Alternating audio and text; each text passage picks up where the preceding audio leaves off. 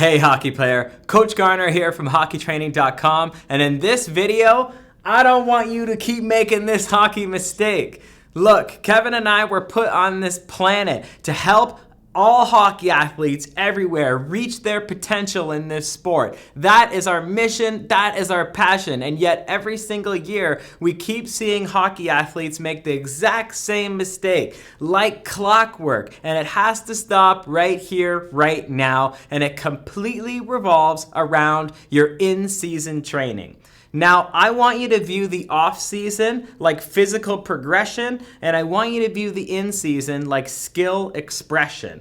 We do use the off-season to physically progress in certain things like strength, conditioning, speed, agility, mobility, structural balance, injury prevention. There's a lot of things we can do in the off-season to physically progress so that by the time we get to the in-season, our skill expression is on an entirely new level. But here's what most hockey athletes do. I want you to view these staircases like the staircases to hockey success, the staircases to your ultimate hockey potential, all right? This is what most hockey athletes do. They have a great off season. A lot of hockey athletes, their schedule opens up, they're motivated, they've got a lot of energy to put into something, and they want to do an effective off season to train really hard and become better hockey athletes. So in the off season, they do take a step up the stairs. So they take that step, one more step up the stairs in order to reach their hockey potential.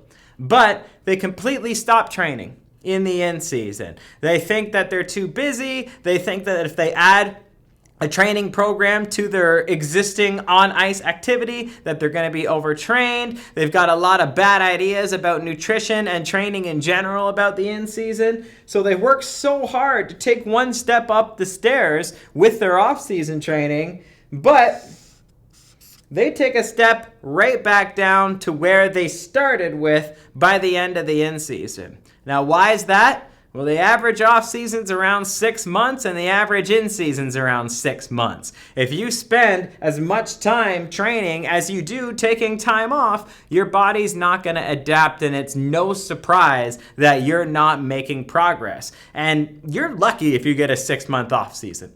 Most off seasons are maybe 5, 4, 3 months, maybe even less. And yet the in season, that thing is still going to be 6 months. And you probably are going to spend time in the ice even in the off season as well, which could impact your training. So you're taking a step up, and then you're definitely taking a step down when you look at the ratio between those two. And this is where a lot of hockey athletes stay.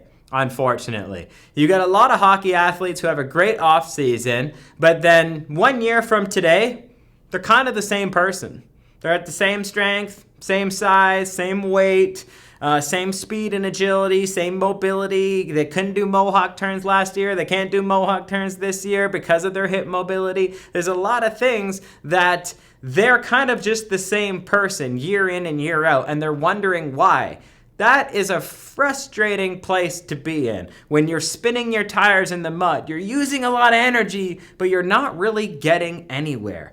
This is why that happens. They take one step up in the off season, but they completely blow it during the in season, so they take a full step back down, and they're right back to step number 1, where they started, not climbing the staircase to their ultimate hockey potential.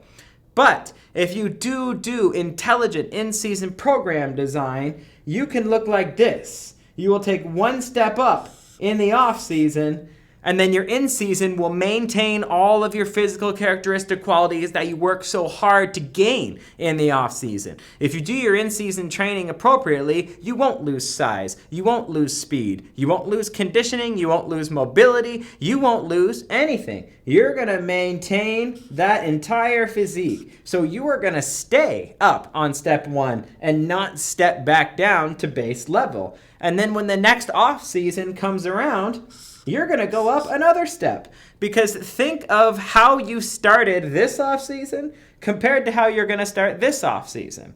You didn't lose anything that you gained last year, and even though you went through a full in season. And now you're starting your next off season a way better version of yourself. You're starting your next off season up on this step. rather than on the base level. So you are going to do a next level physical progression. You'll be setting PRs in speed, agility, conditioning, first step quickness, strength. You're going to be setting PRs all summer because you're a new version of yourself. And then you're going to do elite, well-programmed in-season training and maintain that new version of yourself. And it will just continue to repeat itself until you ultimately reach your hockey potential. You can't just completely forget about 6 months of the year every single year, especially when you consider all of the stress and travel obligations and physical exertion that you're doing during the in-season. It's no surprise that a lot of hockey athletes stay on the base level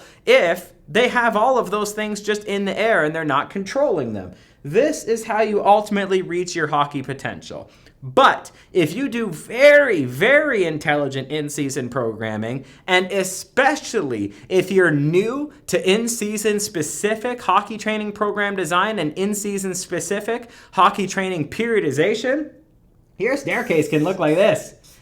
It won't be a maintenance phase during the in-season. The maintenance phase during the in-season is a little bit more reserved for very advanced athletes. But if you are new to in-season training program design and proper programming, you will get, it won't be maintenance. You'll get bigger, stronger, faster, more conditioned in the off-season. And then you're going to get bigger, stronger, faster, more conditioned in the in-season. You will just take the escalator to hockey success rather than take the staircase to hockey success. And then maybe eventually you'll do the maintenance and plateau as you become much, much more advanced. But you can ride this wave for a long time. I've worked with a lot of hockey athletes, and I can tell you that a lot of hockey athletes can ride that wave until they're at an advanced level. And then that is when you are dominating out in the ice. So don't make this hockey mistake this year.